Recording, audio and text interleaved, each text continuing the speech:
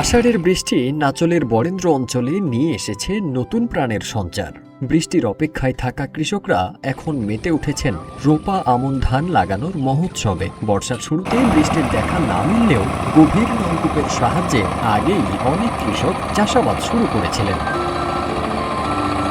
আষাঢ়ের মাঝামাঝি থেকে পর্যাপ্ত বৃষ্টি হওয়ায় নাচলের মাঠ জুড়ে এখন রোপা আমন ধান লাগানোর ধুম পড়েছে। উপজেলা কৃষি অফিসের তথ্যানুযায়ী এবার 22,000 হেক্টর জমিতে ধান চাষের লক্ষ্যমাত্রা ঠিক করা হয়েছে। কৃষকরা ব্রি ধান 103 ও 51 এর মতো উন্নত জাতের ধান চাষ করছেন।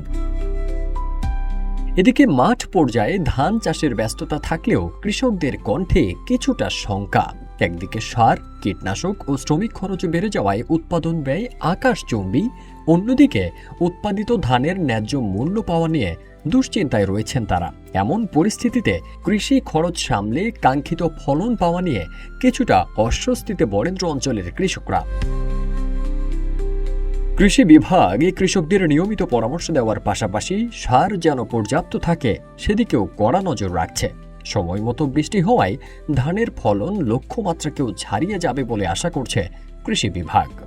যে আমাদের যে রোপা আমন ধানের লক্ষ্যমাত্রা এটি অর্জিত হবে এবং আমাদের এই যে রোপা আমন ধান চাষাবাদের জন্য যে বৃষ্টিপাত সেটিও উপযুক্ত সময় আমরা পেয়েছি এবং চাষিদের আবাদে ধান চাষাবাদে যেন কোনো সারের সংকট তৈরি না হয় সেই ব্যাপারে আমরা অত্যন্ত সজাগ আছি এবং কঠোর মনিটরিংয়ের মাধ্যমে আমরা সার মনিটরিং করছি।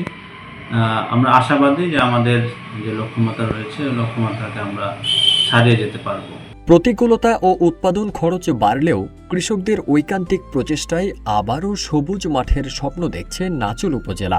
সরকারি সহযোগিতা ও সঠিক বাজার ব্যবস্থাপনা নিশ্চিত হলে হাসি ফুটবে এই বরেন্দ্র অঞ্চলের কৃষকদের মুখে, এমনটাই প্রত্যাশা সবার।